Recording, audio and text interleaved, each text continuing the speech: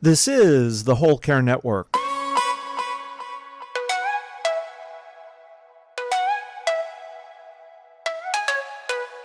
Helping you tell your story one podcast at a time. Content presented in the following podcast is for information purposes only. Views and opinions expressed in this podcast are solely those of the host and guest and may not represent the views and opinions of the Whole Care Network. Always consult with your physician for any medical advice, and always consult with your attorney for any legal advice. And thank you for listening to the Whole Care Network.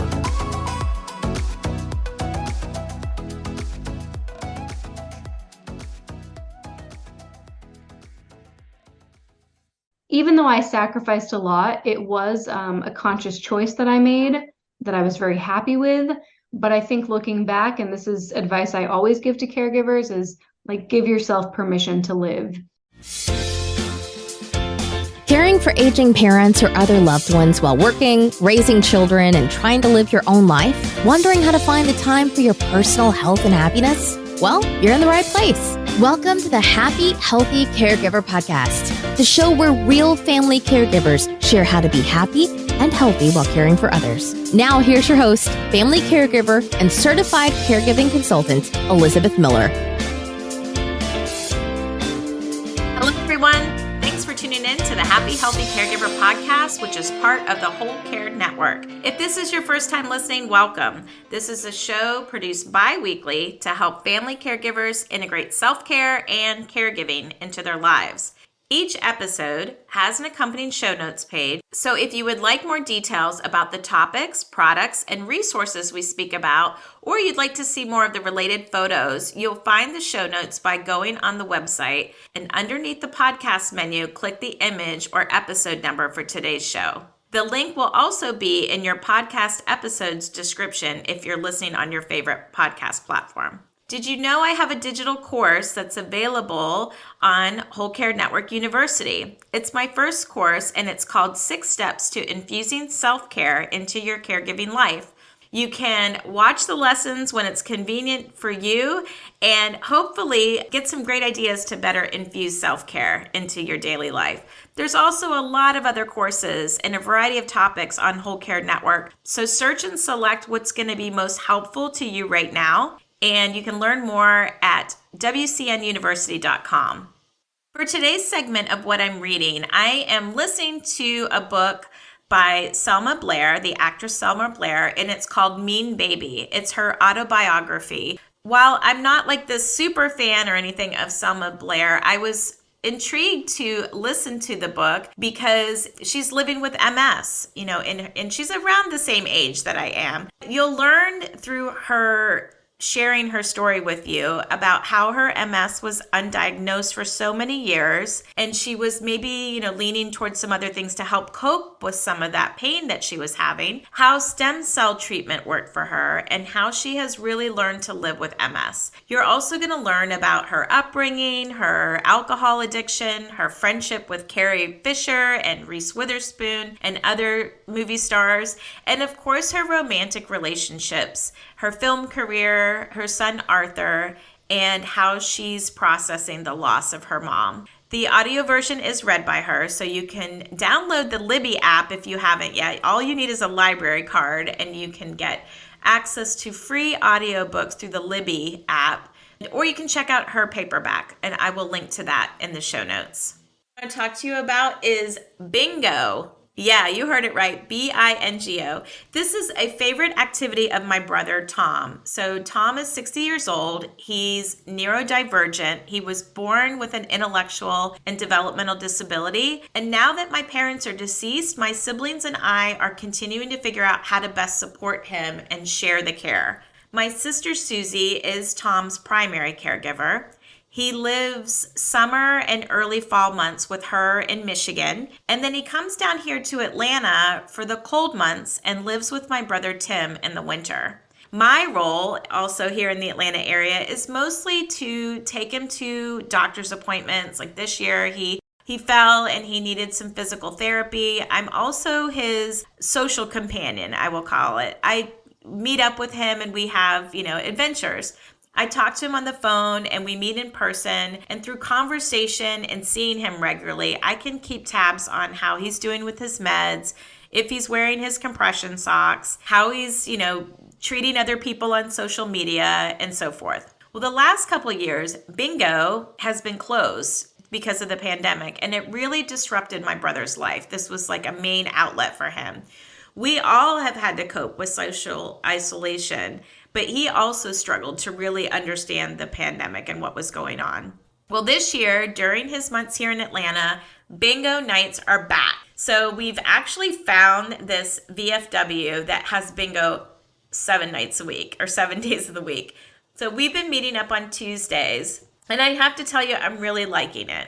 Bingo is an activity that forces you to remain in the present. It's therapeutic to dab those numbers. I love it. And just see the people that are playing bingo and getting joy out of it with all of their lucky charms and the things that they have set up. So if you and your care recipient don't have an issue with gambling, maybe check out your local VFW post to see if there's a bingo night near you. And I'm going to see if there's something I can link to so that you can find the bingos near you. For those of you who want to learn a little bit more about Tom and his love for bingo and some of the things that he says that are interesting, and usually because they have no filter, I'm going to share my Tom Tuesday video about bingo with you. And there are other Tom Tuesday videos that you might be interested in watching too. I've been trying to normalize neurodiversity and highlight what being a sibling caregiver is like on my social media channels. Before we get into today's Caregiver Spotlight episode, I want to first shine the light on our episode sponsor, Dr. P&D. Caregiving can be demanding, oftentimes leaving you feeling so empty. Prioritizing your health means becoming an even stronger caregiver for those that you love.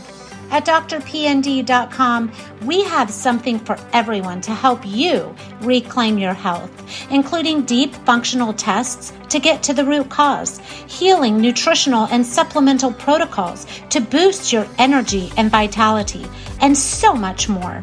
If you're ready to reclaim your health and get back to even stronger caregiving, visit drpnd.com. That's drpnd.com.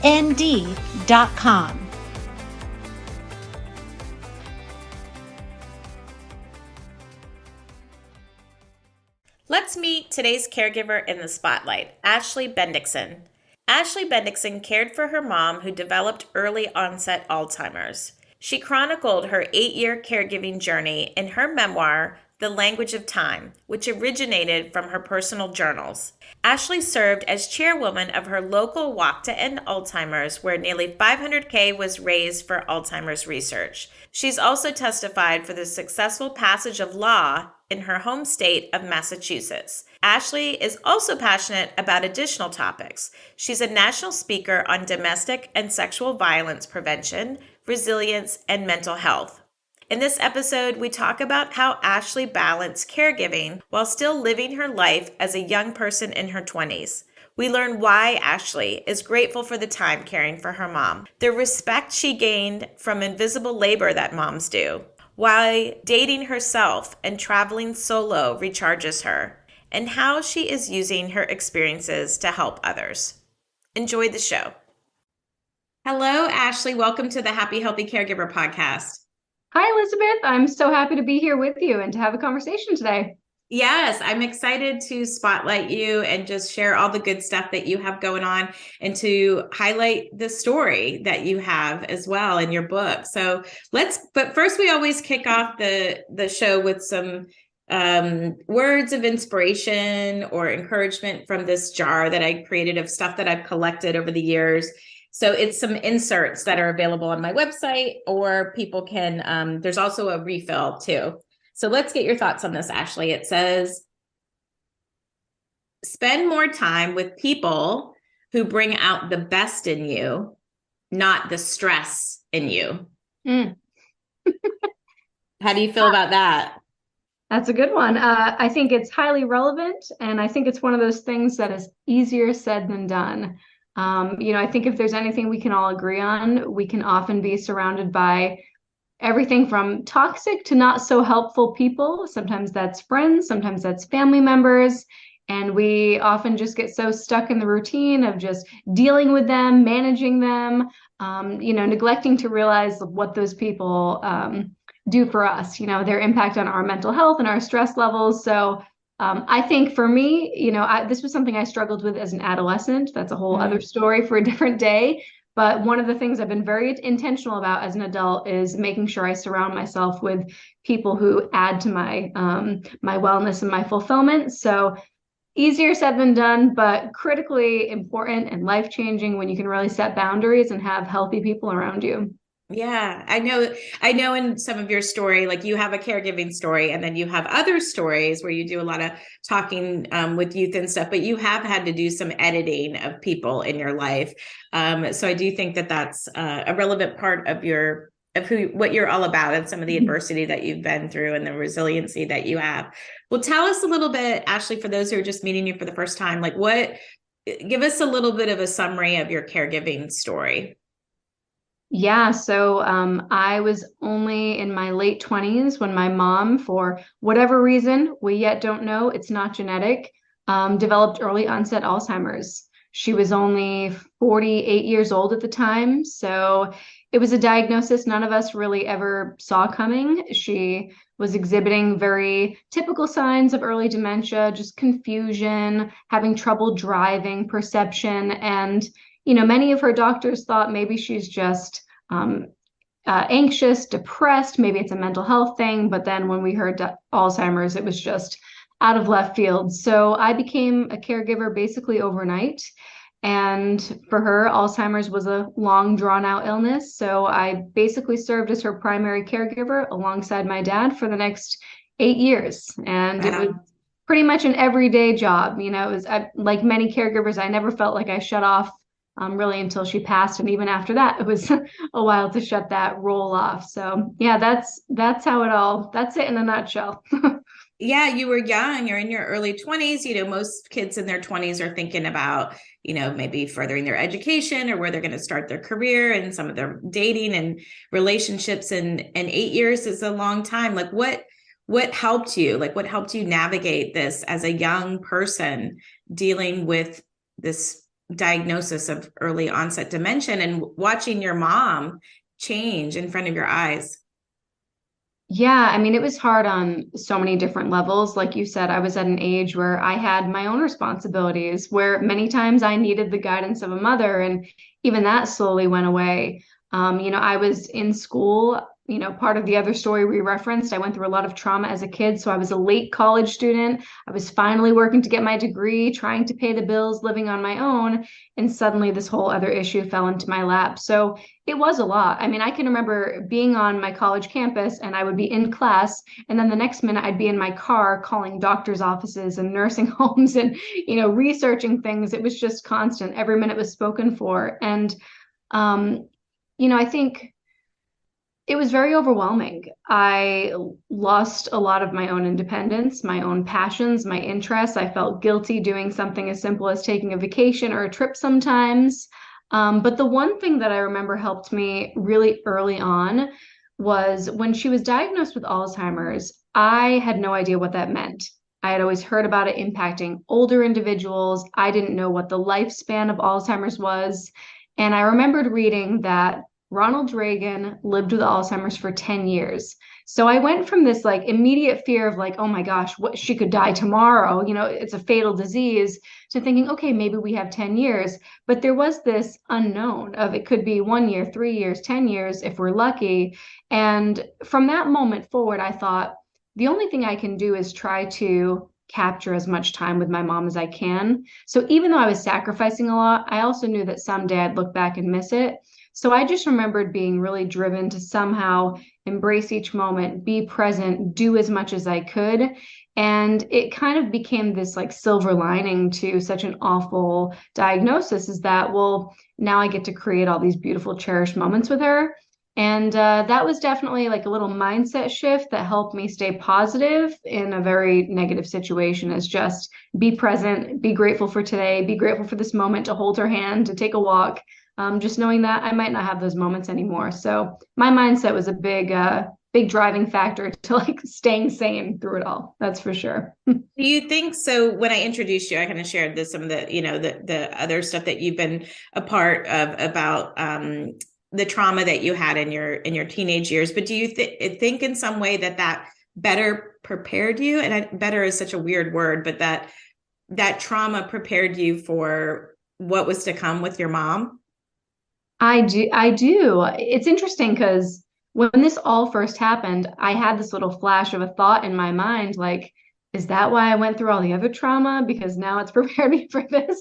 And I think in many ways it was like, okay, this isn't the first worst thing to happen to me.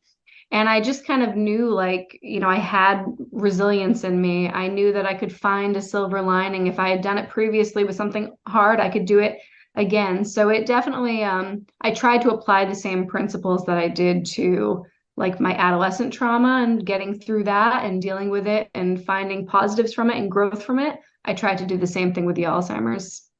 I imagine though, at the same time, you're like, okay, I'm done. No more necessary. I don't need these lessons anymore. I'm good. I feel like you've got them all these hits early on in your life.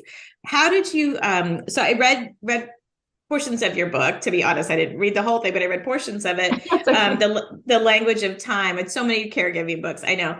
But you were in the throes of your own life. Like you had your school, you had the career goals, you're dating and balancing all of that.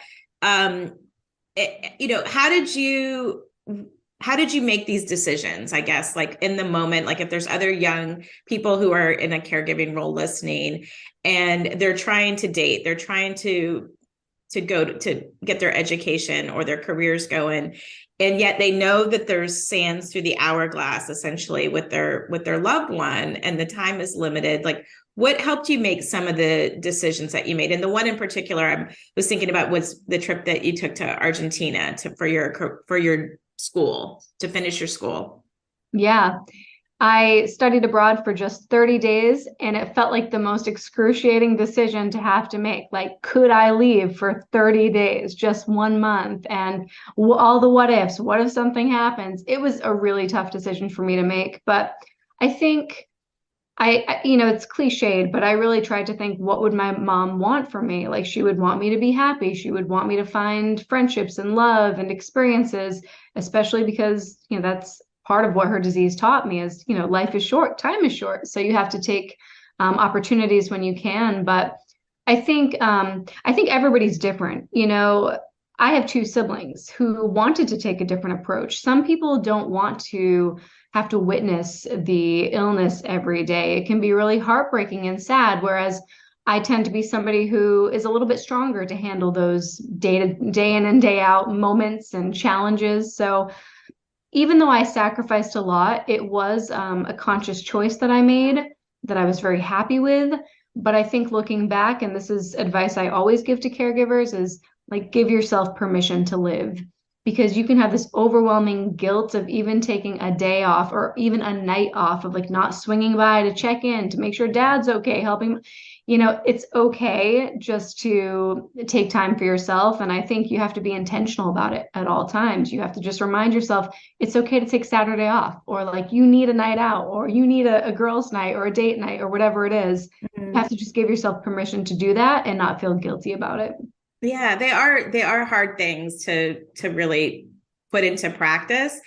But you make some really good points, and that, I wasn't as young as you are when I was caregiving for my parents, but at the same time, like they had lived this portion of their life. Like my kids were little, maybe I wasn't young, but I'm only going to see these like young people be young for, so many years of their life. So it is that those things like, what would mom want? What would dad want? What would this person want to be true for you? And then the realization that they've already lived this section of their life and experienced these things that you've experienced. So I applaud you for like going on to the trip to Argentina and doing those things, because the alternative of that too is like, we know what not putting recharging ourselves looks like, right? Like I had clear examples in my family of what that looks like when you don't prioritize your own health and happiness. And that was intentional for me, is like, I don't want that. So I'm going to choose to do things differently. And burnout is detrimental to your health. And so if you keep saying no to these things that are going to bring you joy and interests that you have, it catches up with you at some point.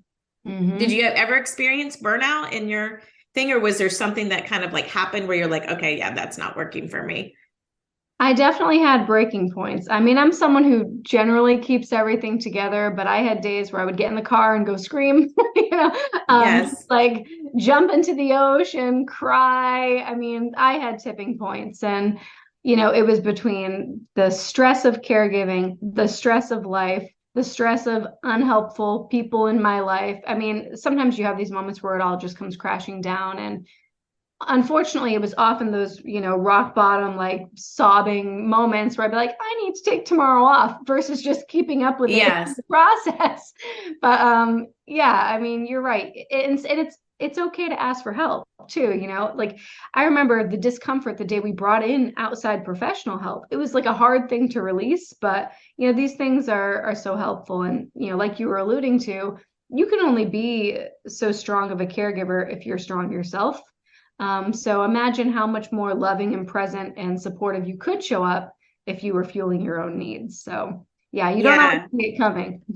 It's like one of those things is like test and learn it, like see what happens, see what you show up like, because it is counterintuitive, I think, for family caregivers to really prioritize themselves. So that's important. Did you find that your friends and your partner could relate to, what you were going through at this time, and like what did they do to support you?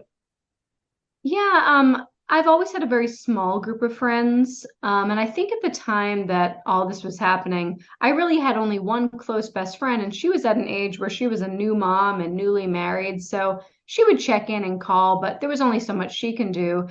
So I really didn't have a huge social network. And I think that happens as you grow up. You lose the big groups of friends. People are busy. They've got kids. They're babysitting. I didn't have a ton of help. And unfortunately, my partner at the time, my boyfriend, he was just extremely unsupportive. He was running a business. He was MIA half the time. And that definitely like compounded all the stress and the pain and the loneliness.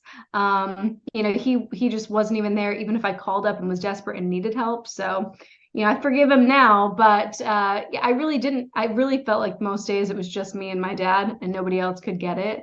And, the more you feel that way, you just kind of start to keep it to yourself, right? You do feel really alone after a while. Yeah, it can be isolating.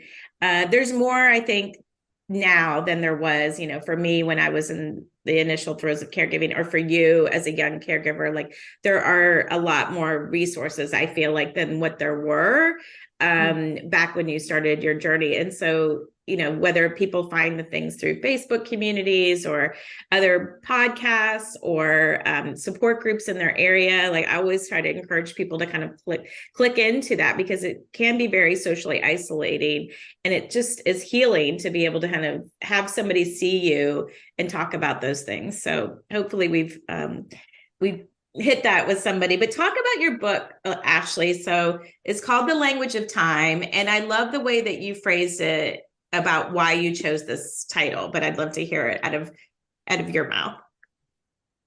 Yeah. So as a teenager, I started journaling during my difficult moments in life. So it's no surprise that as an adult, I'm still a journaler. And as I was caring for my mom, I used my journal to kind of vent, but also really try to archive those little moments that we shared, the things she said, the things we did each day.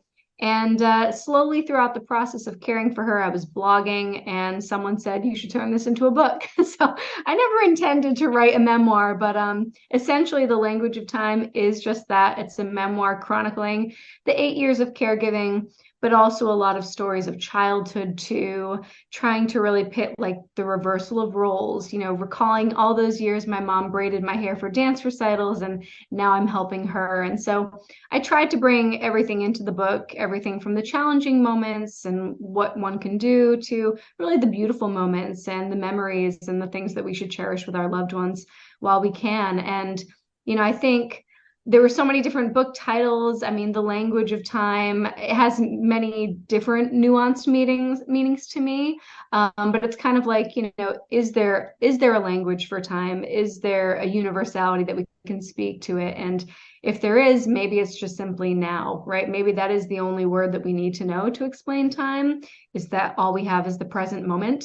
And then, of course, like other quirky ways, when you have a loved one with Alzheimer's or dementia, there's all these other language tweaks, and I was constantly watching the clock, and every day was how close are we to this potential 10-year timeline. And there was just a lot of little symbolic things throughout the year that made me feel like time was a core concept. One of the things that they do to kind of show the progression, I think, of dementia is they draw the clock, right? And like they can kind of like, people do the circle and drawing the numbers and the hands of a certain time. But instead of testing your mom's progression on that, you did bunnies, which really struck a chord for me, because my mom taught me how to draw bunnies, like the same bunny that you mentioned. And then I also got the backwards bunny. I don't know if your mom taught you how to draw like the back view of the bunny, where you see just the tail and the head and the ears, but it was all with circles. And I literally was just like, oh, that brought up such a sweet memory of drawing the bunnies. But that was something from long-term memory for your mom. And it was something that she had drawn and showed you. And that struck a chord. I had to tell you about that. And then you did talk too in the book about like the role switch up, right? Like they're always our parent. Like I don't particularly like the term parenting our parents. Like it feels disrespectful to me. Like they're still our parent. And if you use it out there, no judgment, but that's my personal hang up with the phrase, but it is a switch up of roles. And so your mom liked to keep a tidy house. And so then you find yourself like doing the cleaning and trying to keep those holiday traditions alive. Like, what was that like for you, Ashley, to kind of have that switch up role? Like, how would you describe it to somebody? Yeah, I mean, in many ways, caring for my mom, supporting her, being dependent on me felt like a gift. I felt like, what a blessing that I get to be this for her, especially later in the disease where, she would get very scared. She had these delusions. She, would look forward to me the same way a little kid would be like excited when their mom walked in the door. It's a sense of safety. I was like, wow, what a gift that I get to be like a beacon of safety for her. Like, I just thought that was such a beautiful thing that I might not have had with my mother otherwise. But then with all the other stuff, like taking care of the house, taking care of my sisters, checking in with my dad, I think my mom, as like a stay-at-home mom, you don't realize how much a stay-at-home mom does. You don't realize like how often she's cleaning. I've realized now my dad's like a bit of a hoarder, because now I look at the house I'm like, wow, mom really was the only one cleaning this place. So yeah, it was overwhelming to realize like how much she did and how many gaps needed to be filled. There's like a lot of invisible work. There's invisible work that mothers do, and there's invisible work that family caregivers do, frankly, where it's like, yeah, when you start adding it all up, it's like, wow, this is a lot. And this is why it's like not a one person job, right? You do need to get your team of people together. And journaling was really important to me in my caregiving journey too. And so we're going to get into the Just for You daily self-care journal stuff later. But I love that you were you able to process your thoughts and your emotions through that. And then now you have this legacy, essentially, like this memoir, to honor, the care that you gave to your mom and the adversity and the resilience that you have. It's beautiful. And another thing that brewed up that was a very positive thing. There's a lot of positive things coming from Ashley, which I love that, because I think a lot of people just lean towards the dark side of caregiving. Yes, two things can be true at the same time. It can be a very heavy and dark experience in some ways. And yet the joy is so vibrant, because it's, if you put a diamond like in the middle of the dirt, it's going to really shining. Like, did you feel that way, or is that that there was joy in caregiving?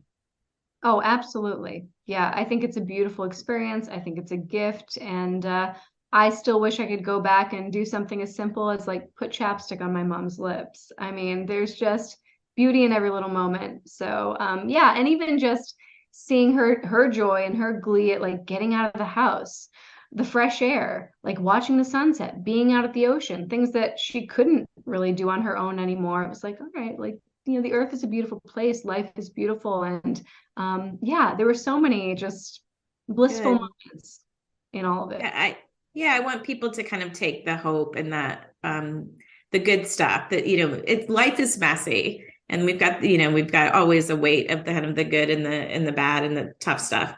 Another beautiful idea brewed between you and a friend at your mom's funeral, where you came up with something. Talk a little bit about what transpired in that conversation and what's been going on since then.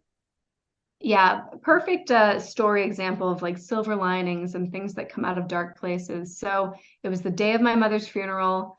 I was with my very close theater friend, Greg Silver. He's wonderful, still in the theater world. And he turned to me and he said, Ashley, I have this crazy idea. What if we put on a play in your mom's memory and we can donate all the proceeds to Alzheimer's? And I have like a business nonprofit events background. He's got a big theater background. I also have like a pageant and dancing background. So I'm not new to this world, but I said, well, let's do it. Let's figure it out. And somehow 6 weeks later, we produced a musical. We did a full weekend of 4 shows. We almost sold out every single show. We raised a few $1,000s for Alzheimer's, and the community said to us, what show's next? And we were like, are we starting a theater company? So we started this company and we built philanthropy into our mission. And so every single show that we did, we picked a different charity that was relevant, all local charities. And in 3 years, we produced 6 shows and we donated 30,000 total back to different That's causes. amazing. So, yeah, and every program book, my mom's picture was in the front, and I just remember every single show, just like opening that show's playbill, standing in the back, seeing the audience clapping, or seeing families come together, seeing a mom with her kids watching the plays and the musicals, and it just felt like, wow, we get to like create moments for other people now. So yeah, it was such a cool experience. I miss it. It was a lot of work, but yeah, it's hard to keep doing all the things, right? Like you also have a really you're a fabulous speaker. You've talked about mental health to adolescents. You talked about sexual violence and resiliency. And now you have this wealth of experience as being a young caregiver. I love that, you have this experience speaking and, maybe just planting a bug in your ear, because I do feel like there's not a lot of young people talking about youth caregivers. Mm-hmm. And yet people think that caregivers are older adults, right? But almost half of them are under the age of 50. And I don't know, even what the percentages of under the age of 30, but that would be something interesting. But I know that it would be, one more thing for you to do. But the speaking, it's one more thing in the topics that you're already talking about. I'm sure you're a fabulous speaker on the topics that you're sharing with young people. And if they're interested, we'll share, all the links to your stuff in the show notes about that. Yeah, let's talk about self-care a little bit. What is your definition of self-care, Ashley? Definition. I think it's just staying ahead of retaining your sense of independence and identity. And I think, we can talk about like the house, like meditation, music, art, whatever you're into, but I think self-care is really preserving your own identity. It's so easy to lose who you are as a caregiver, as a parent. We can just adapt to situations and lose our sense of self in the process. So I think when I think about self-care, that's what it means to me, is how do I make sure I'm still doing the things that I love, being Ashley, fueling my emotional, spiritual, physical needs, versus sacrificing it all to other people or other responsibilities. Nice. What did that look like for you? Like in that 8 years of caring for your mom, like what were some of the things that you infused? Because self-care is different for everybody, but we like to get different ideas from the folks that we talk to. It was inconsistent, that's for sure. I think I made sure to take care of my physical health, but I'm also somebody who tends to work out pretty frequently anyway. So I made sure I kept that in my routine. And if I noticed that it wasn't in my routine, I would feel it, physically I'd feel it. So for me, exercise was a big one, but I've always loved like a long, quiet walk. So there were times where the only spare time I would have was waking up an hour earlier and just walking around the neighborhood. And it's amazing how like even just a 10-minute walk in the morning can change your mood and change your day. So I was big on walking, big on like I love the ocean. So just if I needed to, driving to the ocean, even just sitting in my car in the winter, just having tiny little moments of quiet just for me. I think that's probably what I did the most frequently. And then some of the other things too, like I mentioned, my relationship wasn't that great. There was a whole summer we didn't go on any dates. We didn't do anything. He was constantly working and I was constantly caregiving. And finally, I just got fed up and I started to take myself out on dates. Like I found this classical music concert. I bought myself a ticket. I got all dressed up, went and had a glass of wine, listened to classical music. I'd go to the movies alone. I was just like, you know what? If I can't wait for people to be available the day I'm ready to like take 5 minutes off, I'm just going to do things on my own. So yeah, balance between grounding and quiet time and just going after experiences and taking myself out, even if I had to do it alone. It's so good. I mean, the solo dating this dating yourself is such a great idea. We do this activity, Happy Healthy Caregiver, we do a couple different things. We do the 20 for 2023 list of like 20 things that we want to do in the year that help us infuse joy. And then there's just like your general joy list, like of the things that bring you joy. For me, I love a flight of ciders or wine, or I love going out and eating with chopsticks or live music and infusing sunshine in my day and all of that. And so I think that's, important that have tried on different things and you've found what works for you. And I applaud you for not waiting for other people because you're listening to your body and what it needs to feel refreshed. And sometimes it's the quick little fill up, of energy that you need, but sometimes it's an extended thing. And you've done some trips by yourself. Mm-hmm. Oh yeah. I mean, all the time, but yeah, I mean, I have no problem taking myself on a vacation. I mean, if anything, I think I prefer it. I just, a few books or a whole bag of books, a beach day. Yeah. I kind of just room service, sitting, hanging out at the bar. I love that. It sounds so shut off the noise, just the busyness of everyday life. Yeah. So interesting. I think maybe you've given somebody an idea there. What do you do now to recharge your energy and gain peace today? Like that after caregiving? Yeah. I mean, I left my job, not surprisingly, about a year after my mom passed. I always wanted to work for myself, but that was even more of a catalyst to do it sooner because I wanted to find balance. And even if I still had a job, I would do this, but I try to make sure that every day is a mix of, work, but also just those quiet moments, grounding, whether I take a walk or just meditate for 10 minutes, or I have a keyboard here, I'll just stop and play piano for a half hour. I just have all these little different hobbies and interests, and I try to do a little something different every day. But I think that my number one go-to always is being outside, being in nature, whether it's a walk, a bike ride, sitting in my car bundled up at the beach. Those are my go-tos, is just being out in nature. It makes all the other stuff feel much smaller in perspective. Yeah, you and I are very similar that way. I have to get outside every day.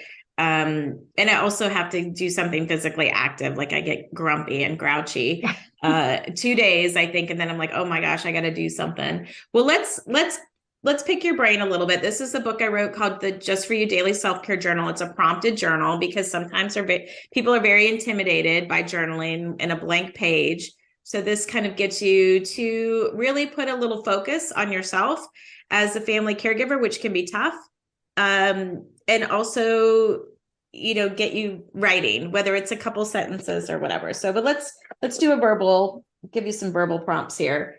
Okay, since you said you have your bag of books, do you have on one side it says what's the best nonfiction book you've ever read or the best fiction book you've ever read?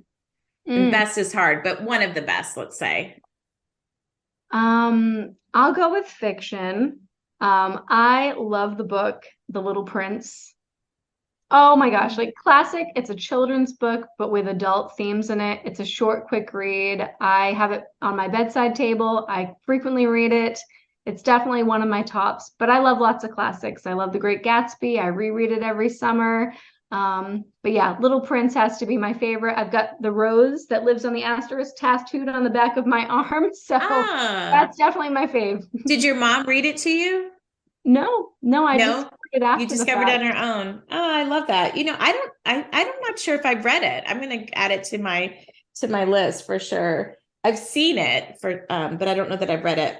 How do you celebrate your personal successes? You know, sometimes I think we just kind of like on to the next thing. Like, what do you do to kind of just celebrate some of the things that are going well for you or for your business?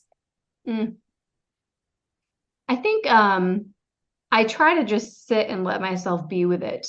I'm really big on reflecting on where I was and where I am today. So I usually just try to, like, if a big win happens or an accomplishment or I get some great news, I just try to sit with it, versus thinking a million things, reaching out to people, doing the next thing. I just try to sit and let it sink in and let myself just receive it. Because I think that's the missing piece. We don't let ourselves receive things. We just get it and we're excited and it moves away and we're on to the next. So I just try to be with it. I like it. You know, you're such an inspiration to people with your talks and the different media that you put out there. But where do you find your inspiration to be healthy and to be happy? Well, I think I have a pretty clear vision of what I want from my life, and that becomes a good compass, in knowing that the choices I make today serve the long-term vision. And then, like many people, I mean, there are people online that I follow. There's, coaches and writers and authors and speakers that I just love consuming their content. There's certain podcasts that I go to every day for inspiration or just motivation to stay focused in my business and my goals. So there's a wide variety of people. Yeah. What's one of your podcasts that you like? Ooh, right now, I'm listening to one that blends business and spirituality, which I like. It's called Mind Your Business. James Webb, he's great. I listen to check it out. Crime podcast to unplug. What kind of podcast? Oh, true crime. Yes, those are so fun. Yes. But yeah, we just did that. My husband and I on our anniversary drive, we listened to the true crime podcast or something together. It's part of your self-care, right? It doesn't always have to be intellectually, making you stronger, but yeah. Very cool. Okay. Last question, Ashley. What was the best advice or one of the best advice pieces that you ever received? This kind of sticks with you. I think there's two that stick out. One, my best friend said when I was like 15 years old, I was going through something big, a secret only she knew. And she said, Ashley, if anyone can get through this, it's you. You're the strongest person I know. And it was just like this little reminder of like, you can get through tough things. Like, and it was like one of many things. So kind of this like recurring theme of, I always have this reserve of resilience in me. I can do it. And then the other was my sister. When I was thinking about leaving my job, she had said to me, well, I mean, you're not that interested in your job right now anymore anyway. So if it doesn't work out, you just go find another job. And it was like, so obvious and simple, like, oh, you're right. Like if it doesn't work out, you just try something else. And so just, I think those two things, like I can get through tough things. And if I try this and if it doesn't work, no big deal. You just move on to the next thing. Right. That's just a good little daily motto to follow. I think that's good. And I mean, sometimes these decisions, like we can make them, so much bigger, but there's very few things that are not, that you can't pivot from and aren't reversible in some way. Well, how do we support you? Like now that you're working on your own 100% now, right?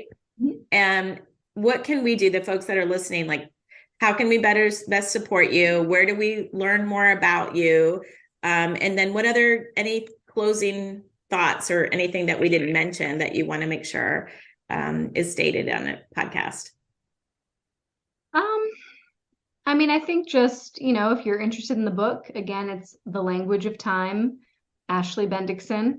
It's on Amazon or really any major bookseller's website, Barnes and Noble. So wherever you feel comfortable shopping. There's also a website for it, thelanguageoftime.com. And then, just a quick, plug for what I do pretty much full time. I speak to students. I speak to high school students, middle schoolers, college students, specializing in dating violence, so healthy relationships, how to teach young people to set boundaries, use their voice, have personal values, self-leadership, build their own sense of identity, autonomy, all those things. And I love it. It's what I needed as a teenager. So most of my work is speaking in schools. I travel the country doing this, and all of that information is at ashleybendiksen.com. So whether it's, you want to just connect with a caregiver and have some solidarity and support, or you think like, we need someone like that to talk to my kid's school, I'll be available for either. Yes. And I think so many of the great business ideas like you've gotten have grown out of at adversity. So I applaud you for just kind of taking the leap and going for it. And, it's important to not have regrets, like, oh, I wonder if that would have ever, but if it was something that you needed, then I'm sure there's so many kids out there that need that same thing, and who better to hear it from you and with your personal stories. Well, we will be sure to link to the book, to your website, and to all of that in the show notes page. And I'm just thrilled to have this time with you, Ashley. And thank you so much for honoring your mom and surviving through some big trauma at a young age, and sharing your story to better help other people that might be in a similar situation. Thank you. And actually, one closing thing did come to me, if you don't mind me adding. Okay, good. Quick. Yeah. For anybody who is out of the caregiving cycle and you want to still give back and get involved, that's something that I've done in the years following. I would say look up your local nonprofits. For me, it was the Alzheimer's Association. There's endless ways to volunteer, whether it's volunteering for walks, joining committees. I chaired my walk for years. I got involved with policy work. So maybe there's a bill you want to pass in your state. The one I focused on was requiring doctors to give diagnoses. So there's a lot of beautiful ways that you can still honor your loved one's legacy and do something to support other families and other caregivers. So plenty of ways to get involved and again, take a positive spin to what you've been through. Yes, good. I will link to the ALS Association. And then also, maybe for the local advocacy stuff, just kind of getting into tune with following your local leaders, and one of the organizations that I'm just started to become a fellowship for that does a lot of advocacy is Caring Across Generations. So they're not in all the states, but they're definitely in Georgia, California, Illinois, and a few others. So a way to kind of use your voice and your stories for good. Awesome. Well, thank you, Ashley, for that reminder. Thank you for spending time with us today. Thank you, Elizabeth. Thanks for joining us today on the Happy Healthy Caregiver podcast on the Whole Care Network. As always, show notes that accompany today's episode can be found on my website, happyhealthycaregiver.com. Just look under the podcast menu for today's episode image, and that will take you to the page with the links and information we spoke about today. You'll also find other resources on the website, along with links to purchase the Just For You Daily Self-Care Journal. When you purchase from my website, you'll get a signed copy, and for a limited time, free shipping. If you've enjoyed what you heard today, consider subscribing to the show on your podcast platform. It really helps other family caregivers find the podcast, and you'll automatically receive our bi-weekly shows in your podcast listening queue. Maybe while you're subscribing, consider leaving a 5-star rating and review, or just simply talk it up on your social channels. Let's stay connected. I'm on Instagram and Facebook as Happy Healthy Caregiver. And until we meet again, please take care of you.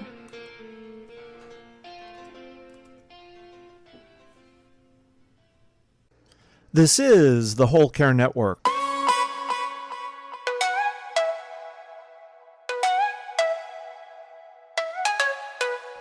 Helping you tell your story one podcast at a time.